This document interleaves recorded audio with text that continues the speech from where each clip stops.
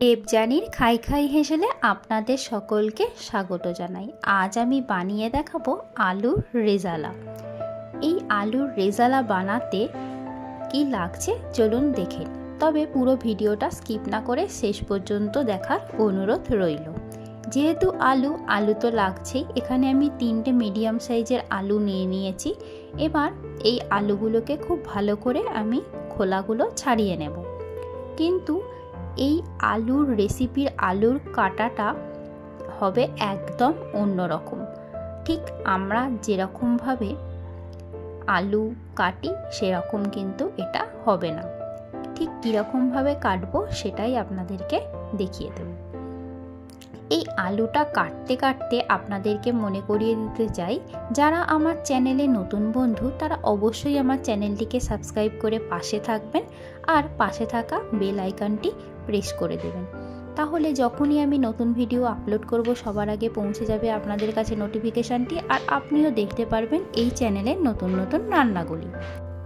আলুগুলো ঠিক কিরমভাবে আমি কেটে নিচ্ছি দেখে তো বুঝতেই পারলেন। ঠিক আলু ভাজার মতো করে আমি মোটা মোটা করে ঠিক এই রকমভাবে কেটে নিয়েছি। এইবার আমি যেটা করব, কড়াইয়ের মধ্যে দিয়ে দেব জল। পরিমাণ মতো আলুগুলো সেদ্ধ করতে ঠিক যতটা জল লাগবে আমি ততটাই জল এখানে দিয়ে দিলাম। এবার জলেতে আমি স্বাদ মতো নুন দিয়ে দেব, দিয়ে তার মধ্যে আলুগুলো দিয়ে দেব। আলুগুলো কিন্তু খুব বেশি সেদ্ধ হবে না।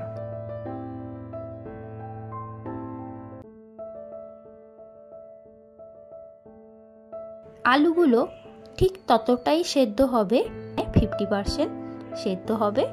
তারপরে বাকিটা গ্রেভির মধ্যে দিয়ে সেদ্ধ হবে। যেহেতু এটা চন্দ্রমুখী আলু তাই খুব তাড়াতাড়ি সেদ্ধ হয়ে যায়, তাই আমার কিন্তু একদম বেশি সময় লাগবে না। আর আমি এখানে একটা মিডিয়াম সাইজের পেঁয়াজ নিয়ে নিয়েছি। এবার পেঁয়াজটাকে আমি কেটে নেব। তার সঙ্গে আমি দিয়ে দেব 3টে কাঁচা লঙ্কা। পেঁয়াজটাকে খুব ভালো করে আমি কেটে নিচ্ছি আর আমি দিয়ে দেব 3টে কাঁচা লঙ্কা। এটা একটা আমি পেস্ট বানাবো।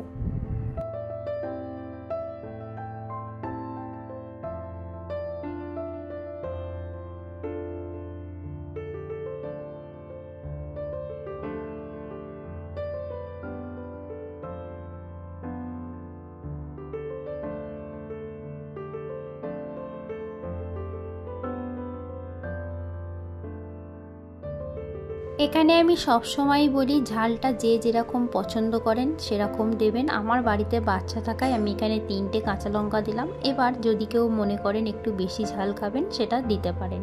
তবে এই রান্নাটা একটু কম ঝালই হয়, তবে একটু ঝাল যদি পছন্দ হয় আপনাদের সেটা আপনারা দিতে পারেন। এদিকে আলুগুলো প্রায় ফুটে গেছে দেখতেই পাচ্ছেন, কিন্তু খুব বেশি সেদ্ধ হয়নি। আমি বলেইছিলাম 50% সেদ্ধ হবে। তারপর কিছুটা আমার গ্রেভির মধ্যে সেদ্ধ হয়ে যাবে। আলুগুলো মোটামুটি হয়ে গেছে ভাপানো। ঠিক ভাপিয়ে আমি এই জলটা ফেলে দেব। আমি একটা পাত্রের মধ্যে নিয়ে নিয়েছি টক দই। এখানে আমার আছে 150 গ্রাম টক দই।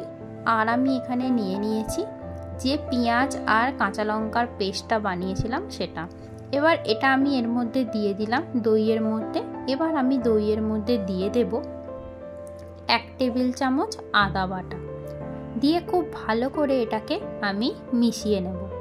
খুব ভালো করে দইটাকে মেশাতে হবে পেঁয়াজ বাটার সাথে।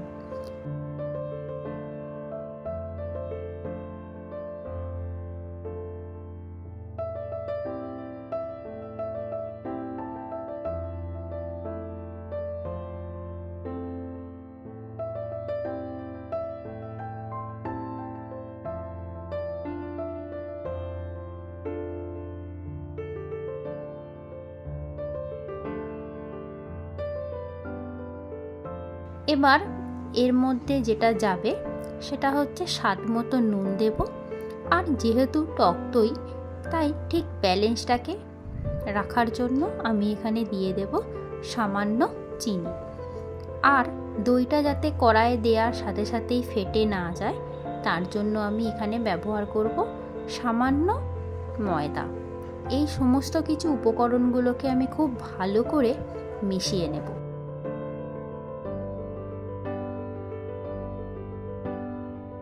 আলুটা তো হয়ে গেছে 50% সেদ্ধ। এবার আমি আলুটা একটা ছাঁকনির সাহায্যে তুলে নেব, জলটাকে ঝরিয়ে রাখবো। এইভাবে আলুগুলো আমি তুলে নিলাম।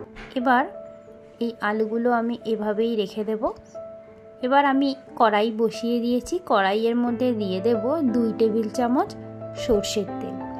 এটা আমি সর্ষের তেলে করছি, আপনারা চাইলে এখানে সাদা তেলও ব্যবহার করতে পারেন। এখানে আমি দিয়ে দিলাম শুকনো লঙ্কা, তেজপাতা একটা, আর 1/2 চা চামচ জিরে, আর দিয়ে দিচ্ছি 1/2 চা চামচ গোটা গোলমরিচ। দিয়ে ফোড়নটা একটু ভাজা ভাজা হলেই আমি যে মিশ্রণটা বানিয়ে রেখেছিলাম সেটা আমি পুরোটাই এখানে দিয়ে দেব। দিয়ে খুব ভালো করে এটাকে মিশিয়ে দেব তেলের সঙ্গে। মিশিয়ে দেওয়ার পর এটাকে আমি ঢাকা দিয়ে রাখবো।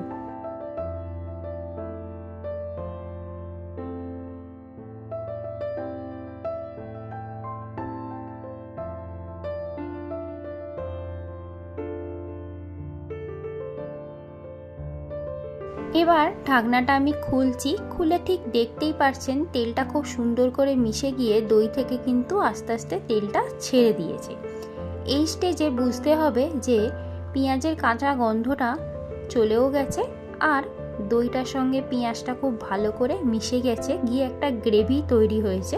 ঠিক এই স্টেজে আমি এবার আলুগুলো এর মধ্যে দিয়ে দেব।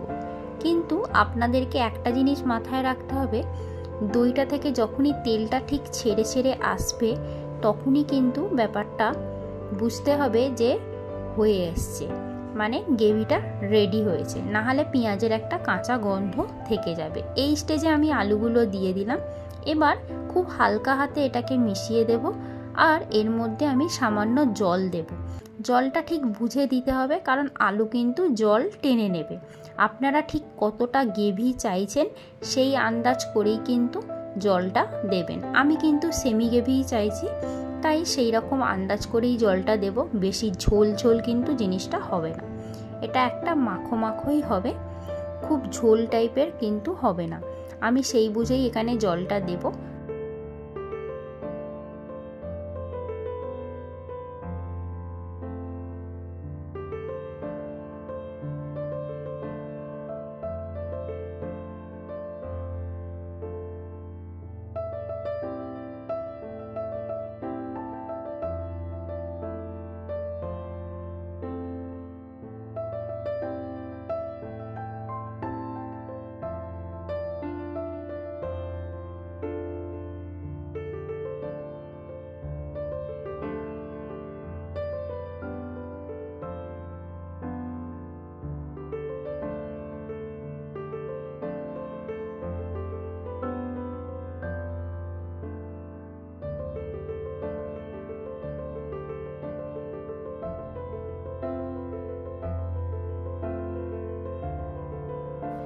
আমার মনে হচ্ছে আর একটু জলের প্রয়োজন, তাই আমি আরও একটু জল এখানে যোগ করলাম।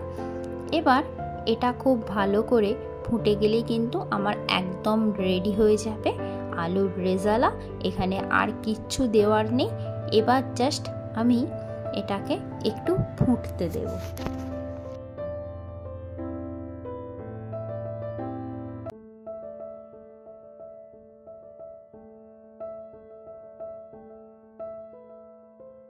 এটা ফুটে গেছে। এবার আমি উপর থেকে একটু ছড়িয়ে দিচ্ছি কাসৌরি মেথি আর সামান্য একটু দিয়ে দিচ্ছি গরম মশলা গুঁড়ো, আর আমি এখানে দিয়ে দেব 1 চা চামচ ঘি। এই ঘিটা পুরোটাই অপশনাল, আপনারা চাইলে দিতেও পারেন নাও দিতে পারেন। আমি দিলাম জাস্ট একটু গন্ধটা ভালো আসার জন্য। আমার কিন্তু একদম রেডি আলুর রেজালা। আমি এবার সার্ভ করে দিচ্ছি। পুরো রেসিপিটা কেমন লাগলো অবশ্যই আমাকে জানাবেন, আর অবশ্যই দেখতে থাকুন দেবযানীর খাই খাই হেসেল ইউটিউব চ্যানেল, দেবযানীর খাই খাই হেসেল ফেসবুক পেজ। অবশ্যই পাশে থাকুন আর দেখতে থাকুন দেবযানীর খাই খাই হেসেল। আমাকে কিন্তু অবশ্যই জানাবেন রেসিপিটা কেমন লাগলো। অবশ্যই কিন্তু রেসিপিটা একবার বানানোর অনুরোধ রইল। বানিয়ে খান আর অবশ্যই আমাকে কমেন্টে লিখে জানান ঠিক কেমন লাগলো আপনাদের এই রেসিপিটা। ভালো খান, সুস্থ থাকুন, আবারও দেখা হবে নতুন একটি রেসিপি নিয়ে। Thank you.